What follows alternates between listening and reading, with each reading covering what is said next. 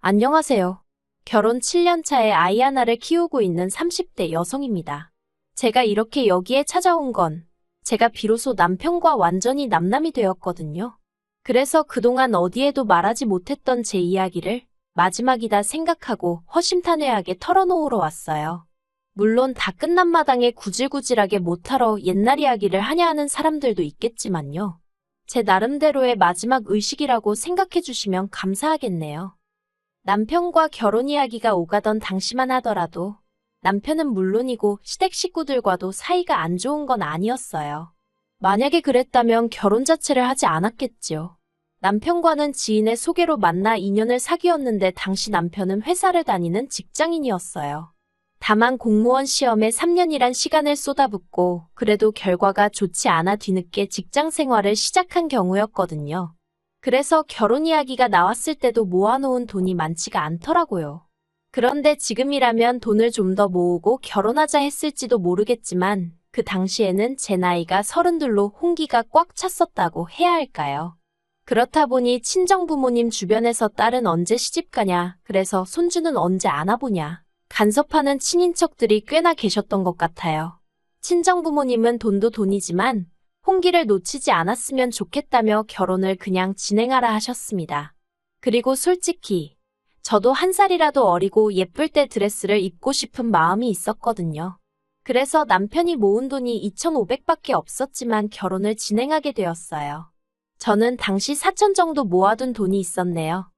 그런데 시댁에 인사를 드리러 간 날, 시댁에서는 당신들 노후 준비는 되어 있는 상황이었지만 결혼하는 자식한테 목돈을 해주기는 어렵다고 하셨습니다. 실제로 남편보다 3살 많은 신우도 시집갈 때 거의 아무것도 받지 않고 갔다면서요.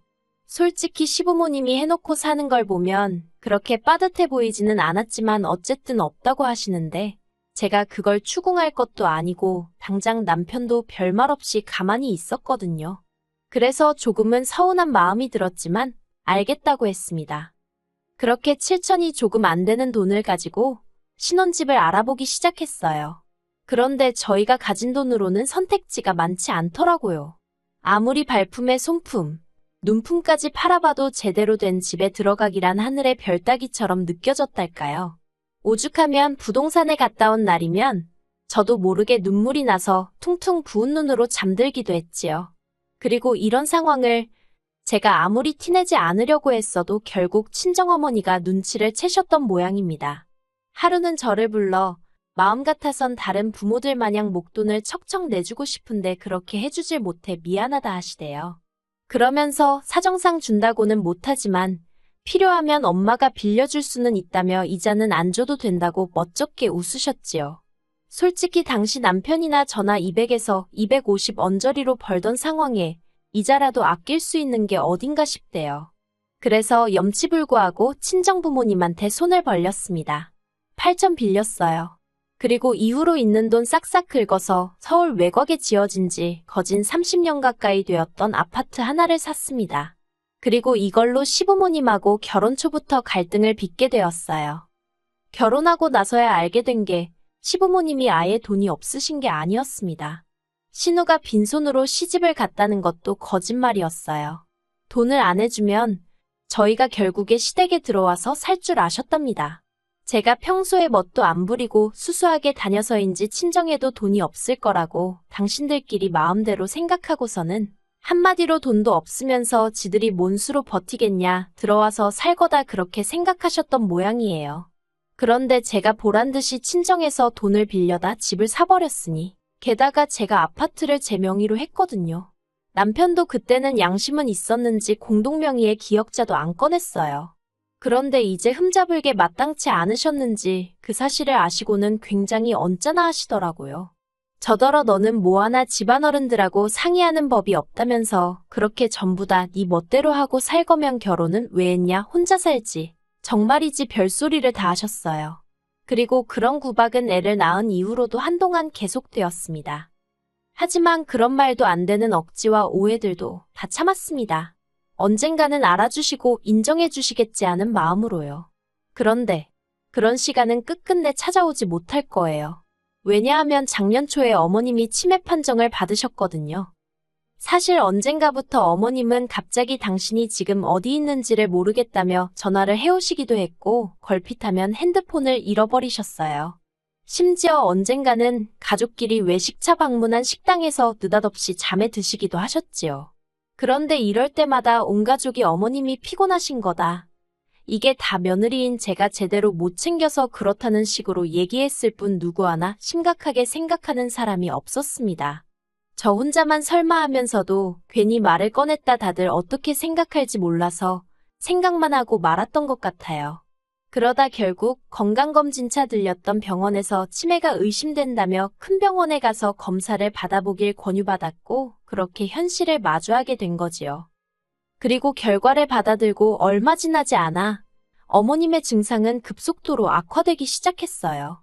갑자기 울거나 웃으시는 등의 감정 표현도 격해지셨고 그러다 지난 6월 어머님이 아버님을 후라이팬으로 때리셨는데 아버님이 어머님한테 그때 처음 맞아보셨대요.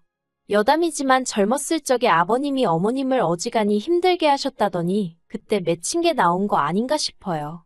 아무튼 그러면 아버님도 어머님이 어쨌든 환자니까 그냥 넘어가 주셨으면 좋았을 텐데 그 와중에 어머님을 같이 때리셨나 봐요. 그나마 그 현장을 타이밍 좋게 신호가 봐가지고 그래도 어쨌든 집안이 시끄러웠습니다. 정말이지 그때를 생각하면 지금도 아찔하네요. 그리고 보다 못한 제가 남편한테 조심스레 요양원 이야기를 꺼냈습니다. 그런데 남편은 아주 난색을 표하면서 일단 자기 누나랑 얘기해보겠다고 하더라고요. 그런데 얼마 후 신우가 연락을 해와서는 저더러 시댁 근처로 이사를 하라더군요.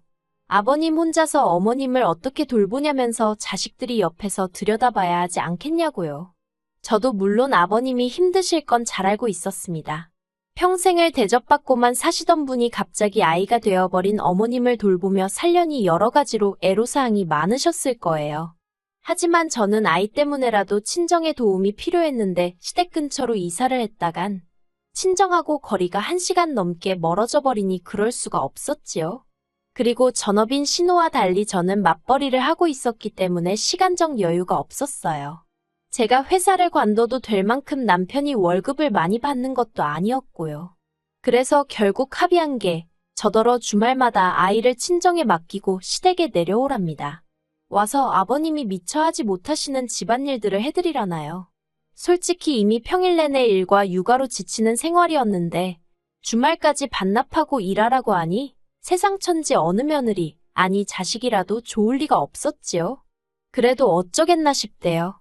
막말로 어머님이 무슨 죄가 있어 치매를 앓게 되신 것도 아니고 그래서 그래, 할 수 있는 만큼은 해드리자 생각하고 알겠다 했습니다.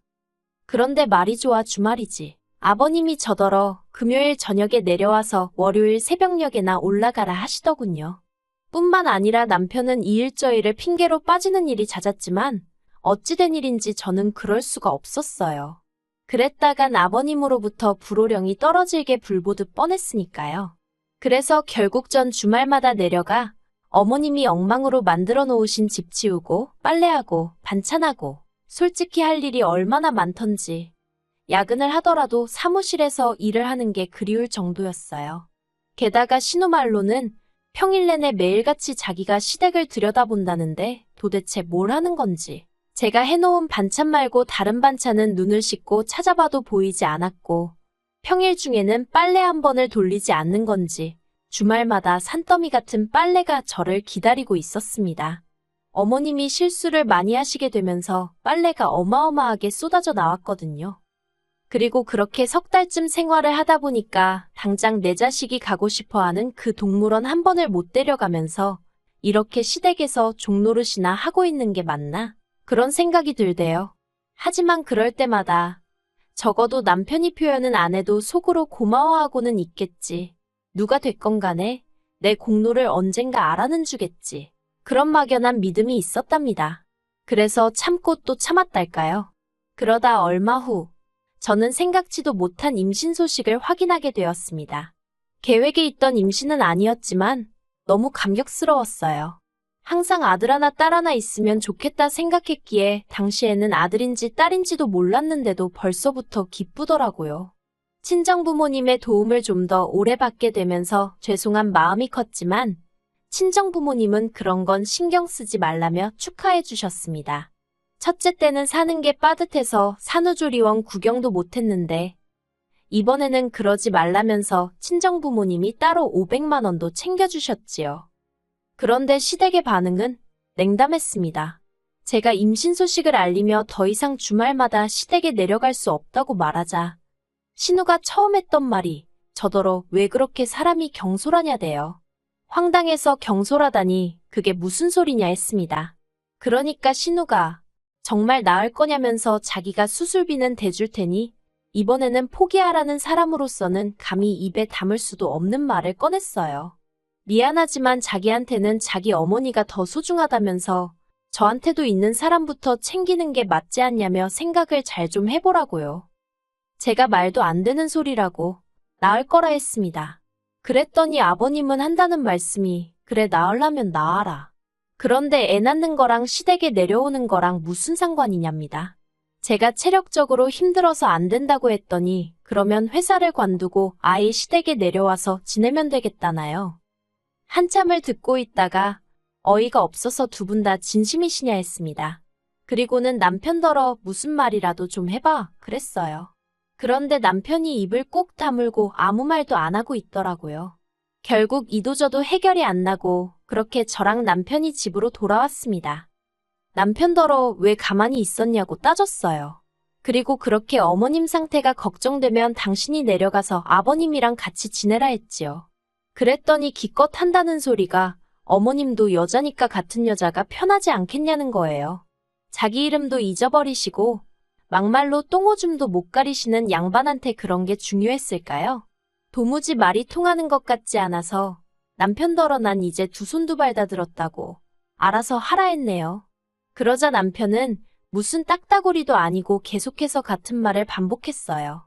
기왕 시작한 거 조금만 더 해주면 안 되냐고요. 그러더니 급기야 한다는 말이 저더러 저러다 어머님 돌아가시면 후회 안 할 자신 있냐대요. 어이가 없어서 남편더러 당신은 자신 있냐고 물었습니다. 그랬더니 또 묵묵부답. 그런 의미 없는 말다툼을 몇 번이고 반복해야만 했어요. 그리고 스트레스 때문인지 결국 일주일 후에 저는 아이를 떠나보내야만 했습니다. 유산을 한 거지요. 수술을 마치고 병원에 누워있는데 하염없이 눈물만 흘렀어요. 그런데 그때 병실에 남편하고 신우가 들어오더니 그러면 언제부터 움직일 수 있는 거야? 이번 주말에는 움직여도 괜찮다지? 아버지가 걱정이 많으셨어. 그럽니다. 온몸에 소름이 쫙 끼치더라고요. 피는 못 속인다더니 이것들이 사람이 맞나 싶었지요. 저는 둘에게 나가달라고 내 평생 시댁에 가는 일은 없을 거다 했습니다. 주변에 사람들이 있어서인지 둘 다 얼굴만 울그락불그락거릴 뿐 뭐라 말은 더 안 하대요. 그리고 퇴원 후 저는 친정으로 향했습니다. 그때부턴 친정아버지와 함께 움직였어요.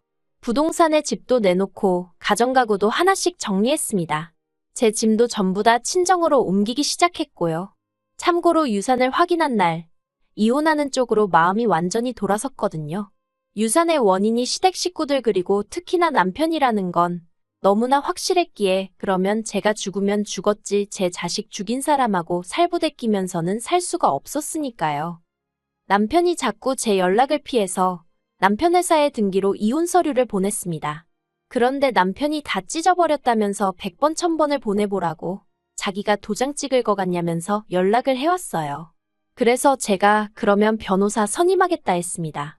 그랬더니 진짜 그렇게까지 해야겠냐면서 자기더러 어쩌라는 거냐대요. 그러면 뭐 아픈 어머니를 버리기라도 하라는 거냐면서. 그래서 제가 남편더러 당신이 뭘 얼마나 했는데 어머님을 버리기식이나 하냐 했습니다. 그리고는 나는 당신한테 이제 기대하는 것도 바라는 것도 없으니 이혼 서류에 도장이나 찍어달라 했어요. 그리고 저는 아버님으로부터도 연락을 받게 되었습니다. 아버님은 아무리 세상이 달라졌어도 이혼하면 여자만 손해라면서 저더러 나갈 거면 제 몸뚱이만 나가라고 당신 핏줄은 두고 가라대요. 생전 손자한테 용돈 10,000원 쥐어줘 본 적 없으신 분이 그제서야 핏줄 어쩌고 하시니 웃겼어요. 그래서 알겠다 했습니다. 솔직히 아버님한테 제 아들을 맡길 생각은 추호도 없었는데 평소 아버님은 툭하면 말도 안 되는 걸로 으름장을 놓곤 하셨거든요. 그래서 저도 세게 한번 나가본 거지요.